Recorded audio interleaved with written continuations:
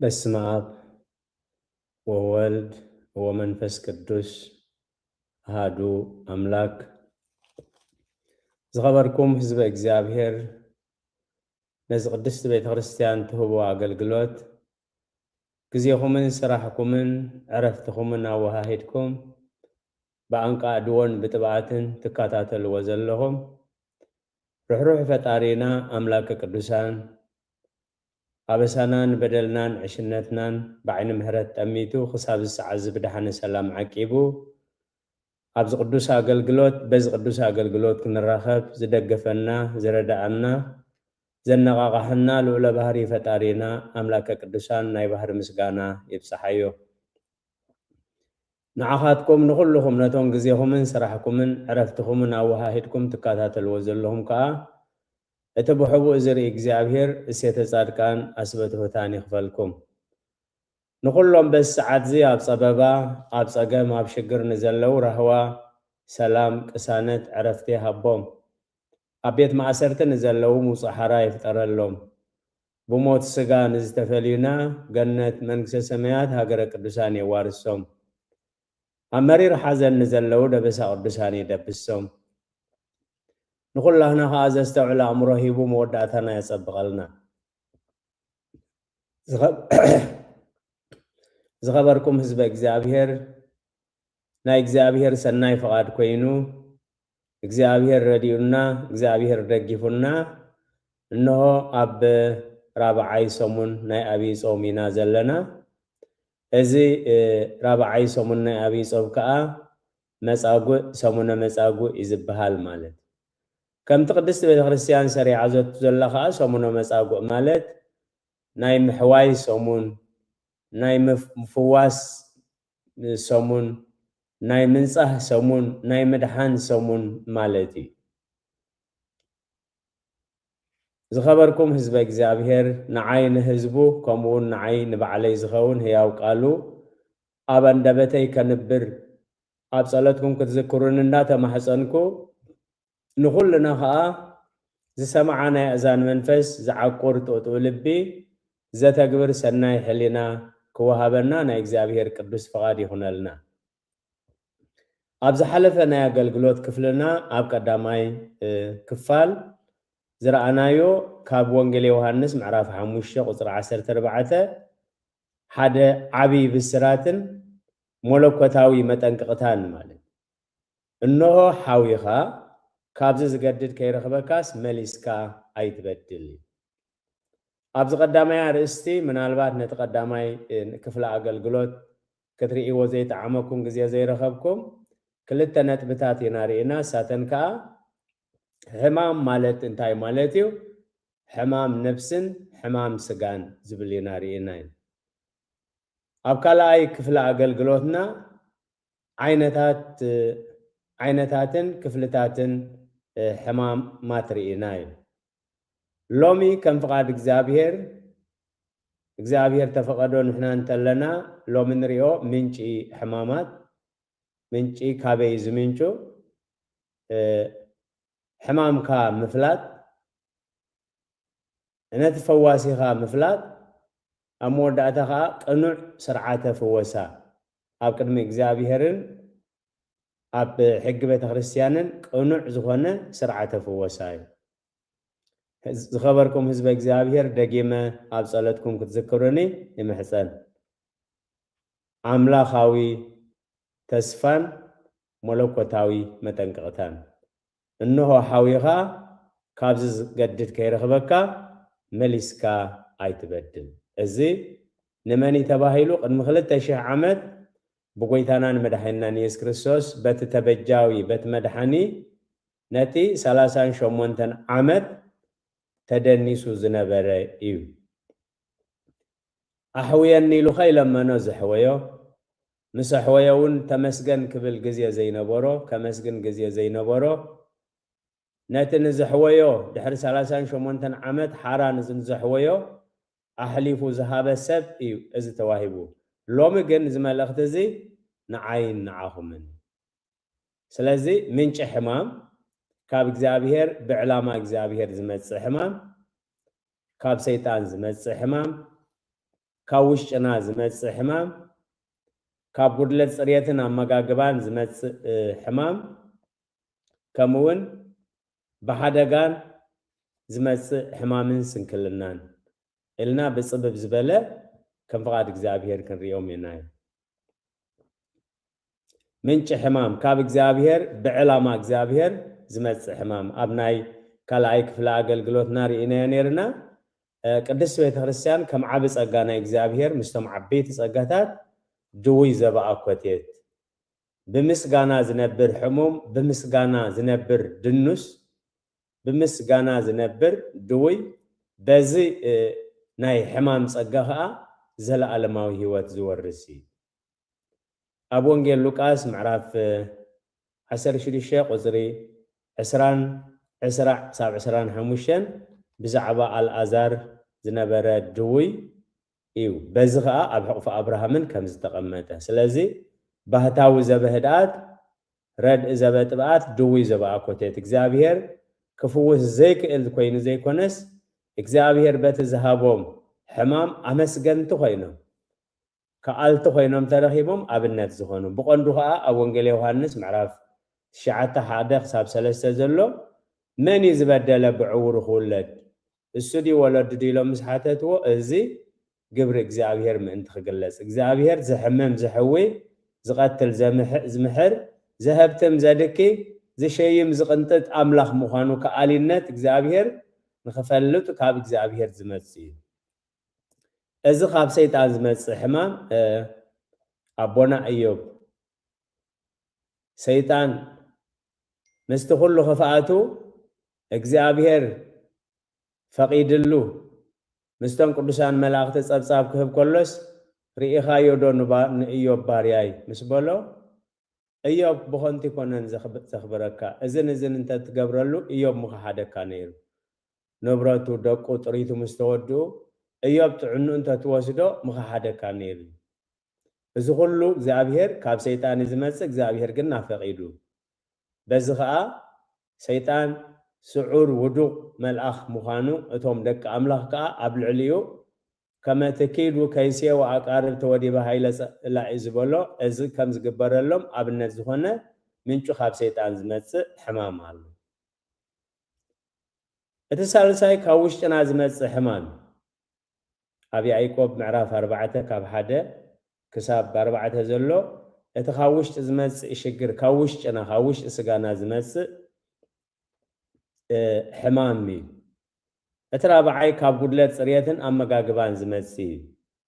إكزابير ناي نصحنا ناي صريت أملاهي أبزاد أقام 23 كاب الشعات تغساب 14 زلو نصحنا أب سفر عساخر ريم حزب أملاخ أبزقوا عزلو زنوبرو شدش ميتي سابقوت تراي بزيانست بزي قولو عزقوا عزلو زنوبرو صريون كبابي أمن نصحنا أمن دزي حاليوم اتي زلاقة بحمام قليل سلازي كون إكزابير زهابو ممرح نيروي إكزابير أملاحكا مئنتي كدحنا كان نسألات خابيد أبيد كاخهبا كان بما أخل سفر كاخ حل في مو قال زحفر نقر كي رخبالكا قصو خاخابا خاخي من لسي اتي سفر كا قدوس يخون زي ناس أهسب انتلو بزتفعل عليه مغنيات كال إكزابير أبزي زهابو مستير انتاي نيرو نفس وكفسب دقا خفتن كله حنكاشو مخوعاتي حيزو خير يخوعد مسكوعاته دقا مسوزة بعلوك أبير ويمس مخنياتنا يزو كل هزبي شنتن قلقلنا بتبرخان دحرتو وحيفو نتهزبي قليل حمام هايكم سألوني سلازي نصحنا انصريتن أما قاقبان أبقال زي أبير زتمسرته بخمس مغنيات زمسح حمام قالوا قال بحدا غاز مسح حمام سنكلناني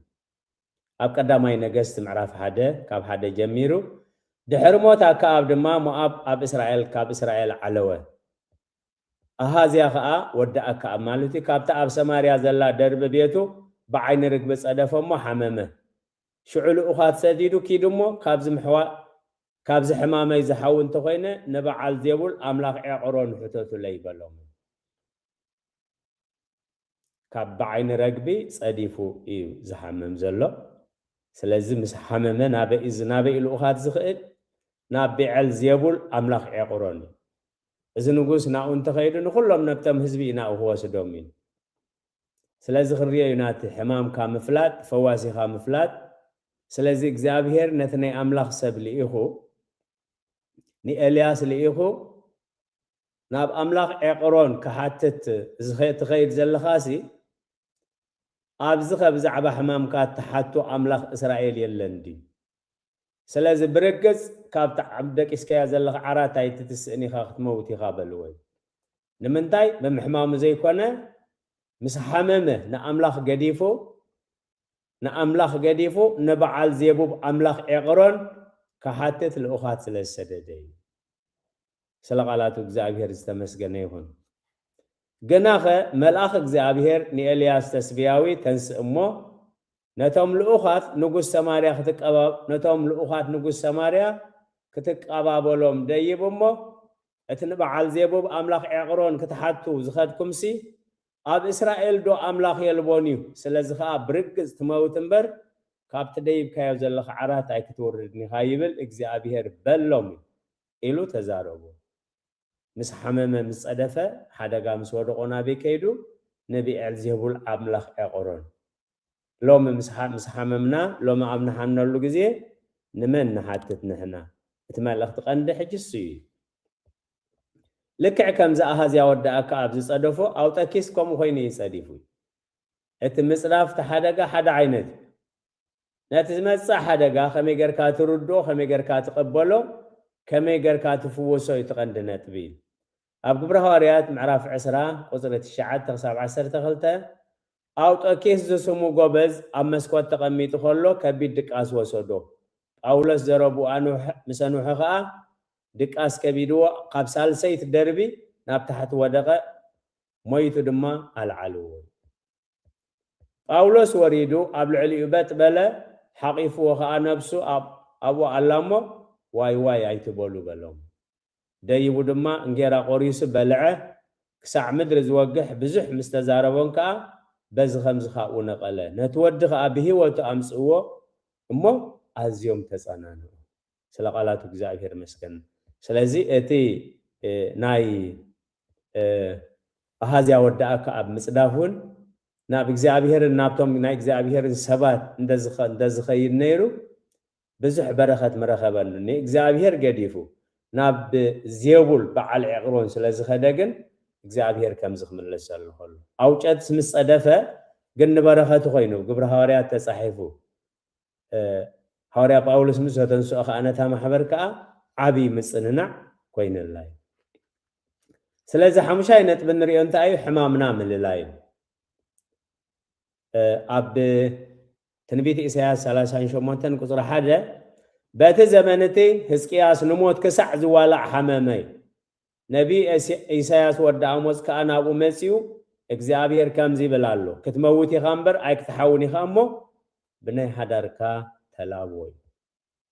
ስለቃላት እግዚአብሔር ክትሐው ንሞት ክሳብ ዝዋላ ሓመመ እንደገና ኻነ አምላኽ ሰብ መሲው ክትመውት ይኻ ብናይ ሓዳርካ ተላብ እግዚአብሔር ኢሊ ቃል አምላኽ ንጉስ ሕዝቅያስ ግን አምላኹን ሕማሙን ስለዝፈልጥ እግዚአብሔር ዝከአሎ ነገር የለን እግዚአብሔር ስለምንታይ ነዝ መልእኽት እዚ ዘምጻአለይ ዘሎ ተረዲእዎ ናብ እግዚአብሔር ናብ ቤት እግዚአብሔር ከይዲ ናብ እግዚአብሔር ዝጽሊ እግዚአብሔር ግን ሽዑ መዓልቲ ክትመውት ኢኻ ብዛዕባ ሓዳርካ ተላቦ ኢሉ ብነቢ ኢሳያስ ስለዚ ሎማ ኣነ ንስኹም ነዚ ክንሰምዕ ከለና እግዚአብሔር ይልኢሞ እግዚአብሔር ክብል ከሎሞ نقال እግዚአብሔር መን ቀይሮ ንምንታይ ዝነግሮ ዘሎ ንምንታይ ናይ አምላኽ አገልጋሊ ባሪ ኢሊኢኹ ክትመውት ኢኻ ተላቦ ዝብለ ዘሎ ስለዚህ መጽሐፍ ቃል አምላኽ ቅዱሳን ሰባት በቅዱስ መንፈስ ተመሪሐም ጽሒፎም እሞ በመንፈስ ቅዱስ እንደዘይ ኮይኑ ኻ ክርዱእ ዝኽእል የለን እግዚአብሔር ሎሚ ክትመውት ኢኻ ስለዚህ ብዛዕባ ሓዳርካ ተላቦ እንዳበሎ ከሎ ባህር እግዚአብሔር ሕማሙን ፈዋሲኡን ስለዝፈልጥ ታይሳ አነካ ንዓኻ ኢሉ ኸይዱ ኣብ ዕድሚኡ ኸኣ 15 ዓመት ተወሲኹ ስለዚህ ልብ አምላኽ ዳዊት እንታይ ዝብል ኣብ መዝሙር 51 ቁጥር 4 بزربها صادق بفردها نصوخ كونكا خطركبسي أنا نعها تراي بدلكو أكر ميخاون كي جبركو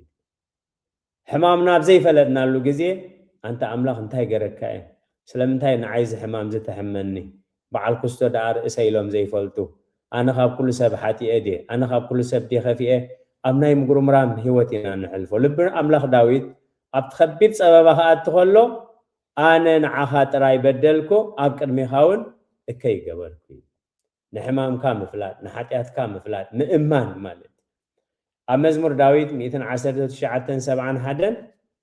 دلواني زاهمم كني كما أيمر كنانيك سرعتات كام انت غمهارسي كتحمني قبعني يهيسني هقا عفوك ما إلاف ورق وبرور كابا إلاف ورق وبرورنسي حقا عفكا حشني دلواني زاهمم كني كما أيمر كنانيك أنا زحسب لكم حساب دحاني تسفان مفزمتان كهبكم سي حساب دحان بر حساب كفو أيكونني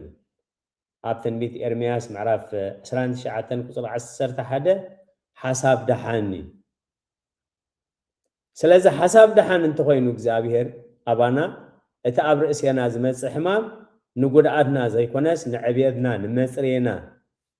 كاب أبسا نمعقتنا إزمت سلازي دلو النزاعه ممكنني كما أمر سرعتات كام انت خمهارسي كتحملني يقبع كاي سلغالاتو እግዚአብሔር ዝተመስገነ ይሁን ነጥብ 6 የተፈዋስምን ብዙሕ ጊዜ አነ እግዚአብሔር ፈዋሲ ኻይ ዝብል ዚያ ብዙሕ ጊዜ ንሰማዓን ስለዚህ ማአስዩ እግዚአብሔር ፈዋሲና ዝኸው ተነጥብታት ንራእየን ዘጸአት 15:26 ይዘሎ ቀዳማይ ድምጽ እግዚአብሔር አምላኽካ ተጠንቂቕካ እንተ ሰማዕኻ ልብ ንበል እንተ ሰማዕኻ ጥራይ ኣይኮነን ቀዳመይቲ ድምጽ እግዚአብሔር አምላኽካ ተጠንቂቕካ እንተ ሰማዕኻ ካልኣይ እታ ኣብ ዓይኑ ቅኑዕ ዝኾነ ኸኣ እንተ ገበርካ ምስማዕ ምግባር እንታይ ኣብ ቅድሚ እግዚአብሔር ቅኑዕ ዝኾነ ንዓና ቅኑዕ ኮይኑ ዝተራእየና ንሕና ቅኑዕ ኮይኑ ዝመሰለና ንሕና ዝደለናዮ ሰባት ዝሕጎሱሉ ዘይኮነስ እቲ ኣብ ዓይኑ ቅኑዕ ዝኾነ ኸኣ እንተገበርካ ካልኣይ ማለት ሳልሳይ ንትእዛዛቱ ፅን እንተበልካ ራብዓይ ኩሉ ሕጋጋቱ ድማ እንተሓሉኻ ኣነ እግዚአብሔር ፈዋሲኻ እሞ እቲ ናብ ግብፃውያን ሰደድክዎ ሕማም ኣይክሰደልካን ስለ ቃላቱ እግዚአብሔር ዝተመስገነ ኣነ እግዚአብሔር ኣምላኽካ ፈዋሲኻ እየ መዓሰይ ድምፂ እግዚአብሔር ኣምላኽካ ተጠንቂቕካ እንተሰማዕኻ እቲ ኣብ ዓይኑ ቅኑዕ ዝኾነ ኸኣ እንተገበርካ ክልተ ትእዛዛቱ እውን ፅን እንተበልካ ንትእዛዛቱ ፅን እንተበልካ ሰለስተ ኩሉ ሕግጋቱ ድማ እንተሃለኻ ኣነ እግዚአብሔር ኣምላኽካ ፈዋሲኻ እየ እቲ ናብ ግብፃውያን ሰደድክዎ ሕማም ኣይክሰደልካን ስለ ቃላቱ እግዚአብሔር ዝተመስገነ ይሁን ሻውዓይን መወዳእታን ነጥብና ቅኑዕን ቅቡሉን መንፈሳውን ስነፍልጠታውን ስርዓተ ፍወሳይ ኣብ ቃል እግዚአብሔር ኣብዚ ሰሙነ መጻጉዕ ማለት ኣብዚ ናይ ምፍዋስ ናይ ምጥዓይ ናይ ምሕዋይ ሰሙን ልክዕቲ ስም ክወሃቦ ከለውን ፅቡቅ ጌርና ክንርድኦ እዩ ሰሙነ መጻጉዕ ኢልና ምስ ሕለፍና ናይ ምፍዋስ ናይ ምሕዋይ ናይ ምጥዓይ ሰሙን እንተኮይኑስ ኣነ ተፈዊሰ ዶ ኣይተፈወስኩን ኣብዚ ሰሙን እዚ ኣብ ርእስና ክነምፆ እንደዘይክኢልና ታሪክ ወይ ወረ ወይ ዕላል ኮይኑ ክተርፍ እዩ ስለ ቃላቱ እግዚአብሔር ዝተመስገነ ይሁን ከምቲ ኩሉ ግዜ ኣብዚ ክፍለ ኣገልግሎትና ንብሎ እዚ ኣገልግሎት እዚ ናይ ስብከት ኣገልግሎት ኣይኮነን ናይ ትምህርቲ ኣገልግሎት እውን ኣይኮነን ብዙሕ ግዜ መዓልታዊ ንብሎ እዩ ማለት እዚ ኣገልግሎት እዚ ንነፍስና ኣብ ቃል ኣምላኽ ርኢና ከምኡውን ንቃል ኣምላኽ ከም መነፅር ናብ ሂወትና ኣቲና ሂወትናን ቃል ኣምላኽን ነማዛዝነሉ ነቲ ጥዑይ ኣፅኒዕና ንሕዘሉ ነቲ ዘይጥዑይ ከዓ ብጸሎትን ብጾምን ንጉሕፈሉ ኣገልግሎት ቅኑዕን ቅቡልን መንፈሳውን ስነፍልጠታውን ስርዓተ ፍወሳ ስለዚህ ኣብትናይ ሰንበት ንባባት እንታይ ያዕቆብ ምዕራፍ 5 ካብ 14 ጀሚሩ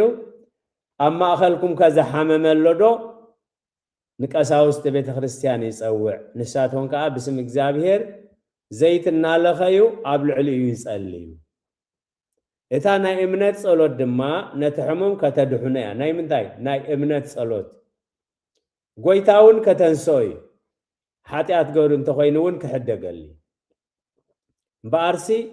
ምእንቲ ክትፍወሱ ንሓድሓድኩም ሓጢአትኩም ተኣመኑ ምእንቲ ንሓድሓድኩም ጸልዩ ጸሎት ጻድቕ ብግብራ ብዙሕ ተስልጥ እያ እዚ እቲ መልእኽቲ እግዚአብሔር በኣፍ ቅድስት ቤተ ክርስቲያን በኣፍ ኣገልገልቲ ቤተ ክርስቲያን ባሮት ኣምላኽ ዝተነበን ናብ ህዝቢ ዝተመሓላለፈን ናይዚ ሰሙነ ምሕዋይ መልእኽቲ እግዚአብሔር ካባኻትኩም ዝሓመመ እንተሎ እንታይ ይግበር ንቀሳውስቲ ቤተ ክርስቲያን ይጸውዕ ንሳቶም ከዓ ብስም እግዚአብሔር ዘይት እናለኸይዎ ኣብ ልዕሊኡ ይጸልዩ እታ ናይ እምነት ጸሎት ድማ ነቲ ሕሙም ከተድሑነ እያ ጎይታውን ከተንሶይ ሓጢአት ገይሩ እንተኾይኑ እውን ክሕደገሊ በኣርሲ ምእንቲ ክትፍወሱ ንሓድሕድኩም ሓጢአትኩም ተኣመኑ ምእንቲ ንሓድሕድኩም እውን ጸልዩ ጸሎት ጻድቕ ብግብራ ብዙሕ ተስልጥ እያ በዚ መሰረት ቅድስት ቤተ ክርስቲያን ካብቶም 7 ምስጢራተ ቤተ ክርስቲያን ሓደ እቲ ናይ ሕሙማት ጸሎት ቅብኣት እዩ ማለት ናይ ሕሙማት ዘይቲ እዩ ምእመናን ድሕሪ ምንስሖም እዚ ዘይቲ እዚ ተቐቢኦም ብኻህን ተቐቢኦም ዝሓዊሉ ስርዓተ ፍወሳ እዩ ካልእ ኩሉ ግዜ ኣብ ችዳን እንታይ ኣትብል ቤተ ክርስቲያን ስለ ሕሙማት ትጽልይ ኢየሱስ ክርስቶስ ስምዓነ ቅዱሰ ለባህማን ኮኖሙ ቃለ ለስውራን ምርጉዘ ወለእውራን ብርሃነ ወለሃንካሳን ወለመጽኒኤ ከምዚ ንኩሉ ንዝሓመሙ ትፍውስ ንለምጻማት ተንጽህ ንሓንካሳት ተቐንዕ እንዳበለት ትጽልይ እቲ በእንተ ድውያን ዝብል ካብቶም መስተብቋት ኣብሊጦን ብዛዕባ ሕሙማት ንጽልዮ እቶም 7 ስርዓተ ቤተ ክርስቲያን ትጽልዮም 7 ጸሎታት ኣለው ስለዚ እዚ ኣጋባቢት ናይ ቅድስት ቤተ ክርስቲያን ስርዓተ ኣፈዋውሳ እዩ ብሓፈሻ እታ ኣብ ቤተ ክርስቲያን ቅኑዕን ቅቡልን ዝኾነ ስርዓተ ፍወሳ ነቢያት ዝፍውሱሉ ዝነበሩ ኣጋባብ ኣፈዋውሳ ጎይታ ኢየሱስ ክርስቶስ ዝፍውሰሉ ዝነበረ ኣጋባብ ኣፈዋውሳ ሐዋርያት ካብ ጎይታ ኢየሱስ ክርስቶስ ተማሂሮም ዝፍጽሙሉ ዝነበሩ ስርዓተ ኣፈዋውሳ ቅዱሳን ኣቦታት ቤተ ክርስቲያን ዝጥቀሙሉ ዝነበሩ ስርዓተ ኣፈዋውሳን ኣብ ቀኖና ቤተ ክርስቲያን ዘቐመጥዎ ስርዓተ ኣፈዋውሳን ካብዚ ወፃኢ ዝኾነ ስርዓተ ኣፈዋውሳ ግን ናይ መናፍስቲ ስሕተት ስለ ዝኾነ ቤተ ክርስቲያን ትጽየፎን ተውግዞን እዩ ቤተ ክርስቲያን ትጽየፎን ተውግዞን ክንብል ከለና ግን ኣብ ቤተ ክርስቲያን የለን ማለት ግን ኣይኮነን እግዚአብሔር ዘስተውዕሎ እምሮ ይሃበና መጽሐፍቲ ቤተ ክርስቲያን እንታይ እዮም ዝብሉ ኣብ ሃይማኖት ኣበው ምዕራፍ 10 እዚ መጽሐፍ እዚ ተተርጊሙሎ እግዚአብሔር መስገን ብግእዝን ብትግርኛን ኣብ ዘበና ተተርጊሙሎ ኣብ ዝኸድኩም ኸይድኩም ክትረኽብዎ ኢኹም ነዚ መጀመርያ ዝተርጎሙ ከዓ ኣቦናን መምህርናን መምህር ኣምደ ብርሃን ገብረ ማርያም እዮም እዞም ኣቦዚኦም መጽሐፈ ተኽሊል መጽሐፈ ጥምቀት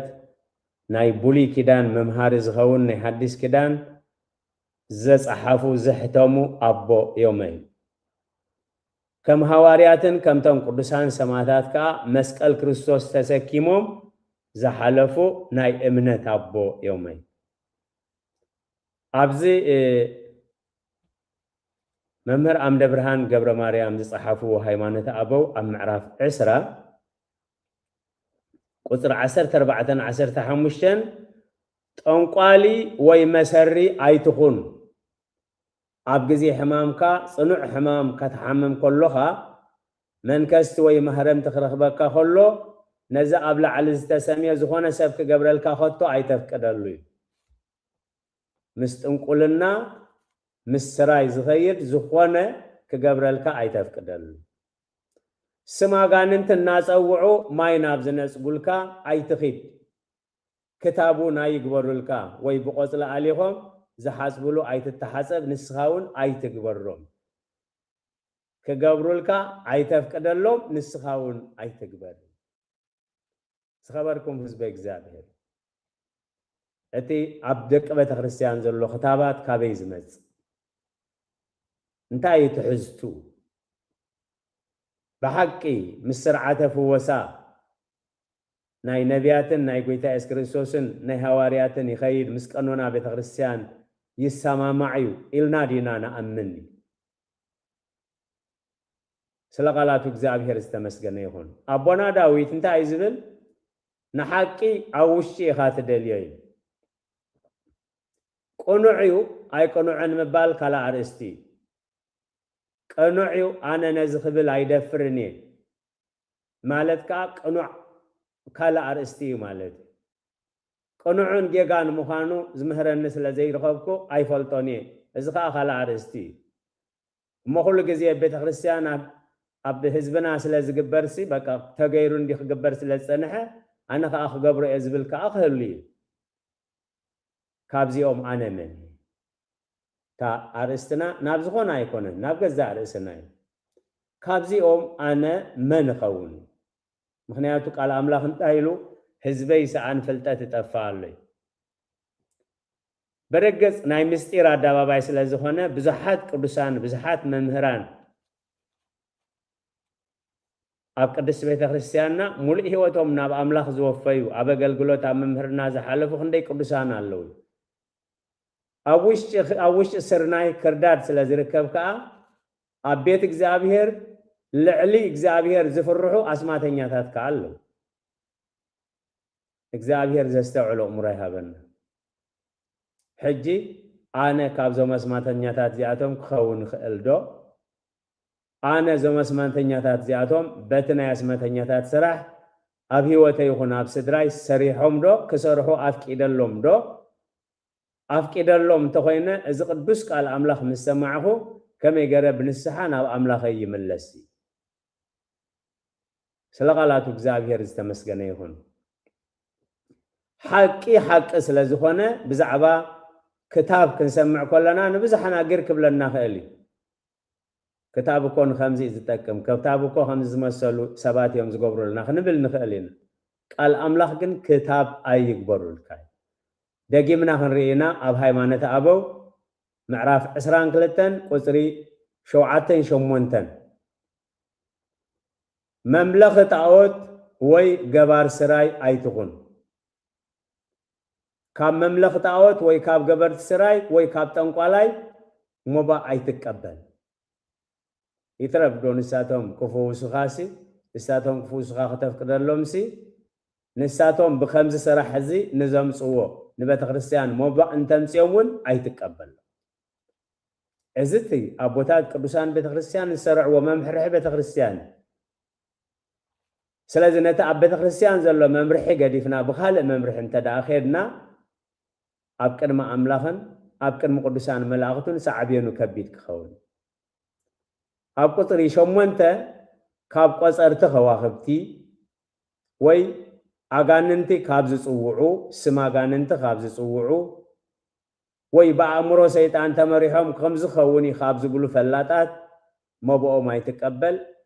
مساعتهم مبلع كنا بمسته أي تحبر سلقالات እግዚአብሔር ይስተመስገን ይሁን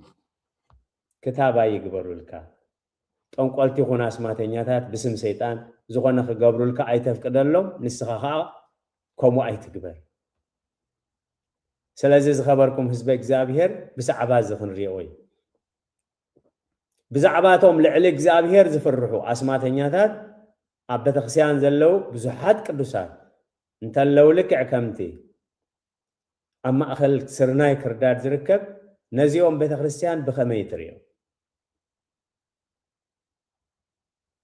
كلهم نبيات حق إن زي الزارو نيرو حق أباناي مبسه حقي إن زي الزارو نيروم كا قال يوم بمعسرتي قال يوم بموت قال يوم بسماعة النت أي محالفون حقي حرا كتوصاكم يا حقي حرا يتوصي ولدنا أسرو مثل الكساب كندي ناي حق نحاسوتن زلو في اللي يفلطو سلازي نبرو حقي كساب كندي واقات حاتت سلازي فلطو حق جبر عمك دبابور دكسي انتهي مالتيو بابور كي تشفلقك تبهل فرحكا كاب حق تهدم اب حسوت تاعتو اب حق خلخا بتا بابور تشفلقك اب قدم املاح زلالماوي حرنت كتركب يحشكاي بتر حقي لو ولدنا تقطن انبر ايتسبرن سلازي حزبي سان فلطت تطفى الله كم زبل قال املاح لو من بعلاهنان نسدرانا نمهيرنا اتسرعه افواوسا زحممن تلو نقساوست بيت ክርስቲያን يصوع نساتهم كا زيتنا لخيو ناي امنت صلوت يصليلو تا ناي صلوت هايمانوت كانا تحمم كتحويا حاتيات تغيرو خحدغلي غويتاون كتنسوي سلازي من انت خطفوسو نحد حدكم صليو سلازي اتي اوش بيت ክርስቲያን زغبر ناي اسماتنياتاتن ناي منافستن سرعه فوسا ببيت ክርስቲያን زتتصيفن زتوغزن بقانونا بيت ክርስቲያን اذا خنسمع صنحنا هيمانه ابو معراف اسرا هيمانه ابو معراف اسران كلتن እሱ የተቀኖና ቤተ ክርስቲያን ቅዱሳን አቦታትና በመንፈስ ቅዱስ ተመሪሖም ናባና ዘውረሱ ወይ ከምዚ ሕጂ ኮፒ ፔስት مقدح زي كونس اب قربت ابرانا اب بيباروس اندا صحافو يوم ملع ادميهم كاب قصلي كاب حموخشي قلم اندادالو يمه نزي سند زي ابانا بسيحموي سلا قالاتو እግዚአብሔር ዝተመስገነ ይሁን ስለዚህ ሰሙነ መጻጉዕ ማለት ናይ ፈውስ ሰሙን ናይ ምሕፋይ ሰሙን ናይ ምፍዋስ ሰሙኒ حامي من يردي أبز سومنز تفويس دي أي تفوسكون سلازي سومنا مساقو عمد كمتسيو عمد مساقو إلنا كي تفوسنا انت حالفنا جن نعنا انتهي ربحنا سلازي خاي حواري قدس باولوس وانجيل كسبخ تمزيز امو وانجيل اند زي سبخكو جن ويلا نفسي سلازي عدا قالوني كبرن زخر سميخون እግዚአብሔር ንሕዝቅኤል ክብሎ ከሎ ምዕራፍ 2 ሰሚዖሙኻ አይ ሰሚዖሙኻ ቃላተይሲ ንገሮም ደአ ዓላዊ ቤት የንሞ ንስኻትኮ እስኻ ከምአቶም ዓላዊ አይትኾን ስለ ቃላቱ እግዚአብሔር ዝተመስገነ ይሁን ስለዚህ ህዝበ እግዚአብሔር እቲ ኣብ ማእኸል ቤተ ክርስቲያን ዝግበር ዘሎ ወይ ከዓ በገልገልቲ ቤተ ክርስቲያን ኢና ዝብሉ ወይ ከዓ ንስራሕ ጥንቁልናን ንስራይን ንኽጥዕመሎም ኣብ ቤተ ክርስቲያን ዝጽግዑ ኣስማተኛታት እዚ ስራሕ እዚ ብቤተ ክርስቲያን ዝተጸየፈን ዝተወገዘን እዩ ናብኦም ዝኸይድ ከዓ ልክዕ ከምኡ እዩ ስለዚ ቅድስቲ ቤተ ክርስቲያን ነዚ ዝኸውን ህድኣትን ሰላምን ሓድነትን ረኺባ ነዚ ሕማምዚ ካብ ህዝብናን ካብ ሕብረተሰብናን بحقኛ ትምህርትን بحقኛ አፍልጦን ካብ ሕብረተሰብና ጥራይ ዘይኮነ ነቶም ልምዲ ዲ ባህል ዲ ጥቅሚ ዲ ኮይንዎም ወይ ብርኹሳት መናፍስቲ ተኣሲሮም ዝገብርዎ ዘለውን ተነሲሖም حقኛ ንስሐ ናብ ቤት ኣምላኽ ክመጹ መልእኽቲ ቤተ ክርስቲያን ኩሉ ነፍስ ሰብ ክድሕና ፍልጠት حق ክበጽሕ እምበር እግዚአብሔር ሓንቲ ነፍሲ ክጠፍእ ዝፈቱ ኣይኮነን ስለዚህ نفسنا عند تمتنا أنا حمام على الندي حمامين تاي أنا خفوس دل دي بينا يا جبابي خفوس دل وي بينا يا جبابي خفوس دل በተቅድስ ቤተክርስቲያን ሰርዓቸው በቃል አምላኽ ዝተደገፈ ዝተሰነየ ዋላ በስማተኛታትን ብናይ መናፍስቲ ስሕተትን ስለቃላቱ እግዚአብሔር ዝተመስገነ ይሁን። እግዚአብሔር ከም ዝመሰለ አገልግሎት ዘይግባአና ክንሱ ሰናይ ፈቃዱ ኮይኑ ከም ዝመሰለ አገልግሎት ንዝሰርዓልና ንዝኸፈተልና ናይ ባህር ምስጋና ይብፅሓዮ። ንቃል እግዚአብሔር ጽኒልኩም ስለሰማዕኹሞ አትገብርዎ ጸሎት ኩሉ እግዚአብሔር እስማዕኹም። ናይ ሎሚ አርእስትና ምናልባቶም ድንጉኢልኩም ዝኣተኹም ምንጭ ሕማማት ካበይት ምንጭና ሕማም ምንጭ ሕማም ካብ እግዚአብሔር ዝመጽእ ኣሎ፣ ካብ ሰይጣን ዝመጽእ ኣሎ፣ ካብ ስጋና ካብ ባዕልና ዝመጽእ ኣሎ፣ ብሓደጋታት ዝመጽእ ኣሎ፣ ካብ ስርዓተ አመጋግባን ጽሬትን ዝመጽእ ኣሎ። ነዚ ኩሉ ነለሊል ብድሕሪኡ ነዚ ምስራእና እንታይ ኢና ርኢና ሕማም ካብ ምልላይ። ስለዚ ከምዚ ዓይነት ሕማማት እንተደኣ ሃልዩ ኣነ ሓሚመዮ ዘለኹ ሕማም ካብዚኣቶም ኣየናይ ዓይነት ይኸውን? ዘይጠቐስናዮም ኣሽሓት ኣለዉ። ምስ ኣርእስትና ግን ኣብነት ዝኾኑ ካብዚኣቶም ኣነስ ኣየናይ ይኸውን ሕማመይ ክንብል። ስለዚ ብድሕሪ ዝረኣናዮ ፈዋሲኻ ምልላይ ኣሃዝያ ወዳኣ ከኣብ ካብ ምስ ጸደፈ ናበይ ኸይዱ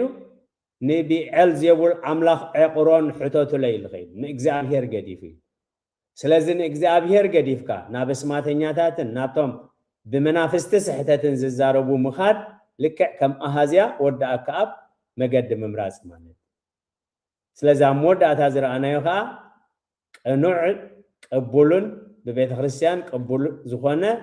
ኣገባብ ስርዓተ ኣፈዋውሳ ነዚኦም ኢና ርኢና። እግዚአብሔር ካብ ሕማም ስጋን ሕማም ነብስን ካብ ውሽጣዊ ሕማምን ደጋዊ ሕማምን ብምሕረቱ ክፍውሰና ናይ ቅዱስ ፈቃዲ ይኹነልና። እዚ ፈውሲ እዚ ከዓ እግዚአብሔር ንቤተ ክርስቲያን ሂብዋ እዩ፣ ንሃዋርያት ሂብዎም እዩ፣ ንኣገልገልቲ ቤተ ክርስቲያን ሂብዎም እዩ። ሕሙማት ፈውሱ፣ ለምጻማት አንጽሁ፣ ሓንካሳት ኣቕንዑ፣ ምዉታን ኣትንስኡ፣ ንድኻታት ከዓ ወንጌል ስበኹ እዩ። መጀመርያ ክበን ከሎ ሕሙማት ፈውሱ። ስለዚ እግዚአብሔር መስገን ከመ ትቺዱ ከይሴ ወአቃርብ ተወዲበ ኩሉ ኃይለ ጸላይ ተመንን ዕንቅርቢትን ኩሉ ኃይለ ጸላእን ክትረግጹ ስልጣን ሂበኩም እየ እንዳበለና ከሎ ንሕና ናብ ኣጋንንቲ ናብ ርኹሳት መናፍስቲ ንኸደሉ ምክንያት የለን። ከምኡ እንተኮይኑ ከዓ ከምቲ ቅዱስ አትናቴዎስ ኢልዎ ዘሎ ሰብ እሰ ኢያእመረ እንዘ ባዕል ውእቱ አንደየ ርእሶ እዩ። ሰብ እሰ እንዘ ንጉስ ውእቱ ኢያእመረ ወአቅነየ ርእሶ ለዘኢኮኑ አጋእዝተይ። ሰብ ሃብታም ክንሱስ ሃብታም ምዃኑ ግን ኣይፈለጠን። ሰብ ንጉስ ምዃኑ ከይፈለጠስ ነቶም ባሮት ኣብ ርእስቶም ኣብ ትሕተቶም ባሮት ባርያ ክኸውን መረፀ። ስለ ቃላቱ እግዚአብሔር ዝተመስገነ ይኹን። ስለዚ ኣብዚ ናይ ሰሙን ምፍዋስ ኣብዚ ናይ ምሕዋይ ሰሙን ኣብ መጻጉዕ ከይተፈወስና ብስጋ ይኹን ብነፍሲ ከይተፈወስና ከይሓለፍና ከይንኸይድ ንወረ ጥራይ ከይከውን እግዚአብሔር ይርዳእና። ኣብ ዝኸድናዮ እግዚአብሔር ምስጢረ ንስሓ ሰሪዑ ሕማምና ፈሊጥና ሕማም ነፍሲ ዲ ሕማም ስጋ ፈሊጥና ኣብ ዝኸድናዮ እግዚአብሔር ክፍውሰና ከዓ ቀርብ እሞ ከም ፍቃድ እግዚአብሔር ናብ እግዚአብሔር ክንቀርብ ቅዱስ ፍቃድ ይኹነልና። ንቃል እግዚአብሔር ብህድኣት በኣንቃድዎ ጽኒልኩም ስለሰማዕኹሞ ኣብ ትገብርዎ ጸሎት ኩሉ እግዚአብሔር ይስማዕኹም። ንሕና እንተለና ኣምላኽ ከዓ እንተፈቐዶ ዝመጽእ ኣገልግሎትና ብዛዕባ ደብረ ዘይቲ ይኸውን። ደብረ ዘይቲ ማለት ኣውሊዕ ዝመልኦ ጎቦ ናይ ኣውሊዕ ጎቦ ማለት እዩ። ጎይታና ኢየሱስ ክርስቶስ ብዙሕ ኣዋጃት መንግስተ ሰማያት ዝኣወጀሉ እዩ። እዚ ናይ ደብረ ዘይቲ ሰሙን ንሕና እንተለና ኣምላኽ ተፈቐዶ ሽዑ ክንሪኦ ኢና። ግን ጎይታ ኢየሱስ ክርስቶስ ኣብ መወዳእታ ዓለም ዝመፁ ምልክታትን ከመይ ገሩና ከነለልዮም ከም ዘለናን እንታይ ክንገብር ከም ዝግባአናን ኣብ መጨረሻ ከዓ ብግቡእ እንተተዳሊና ጸኒሕና ንረኽቦ ዓስቢ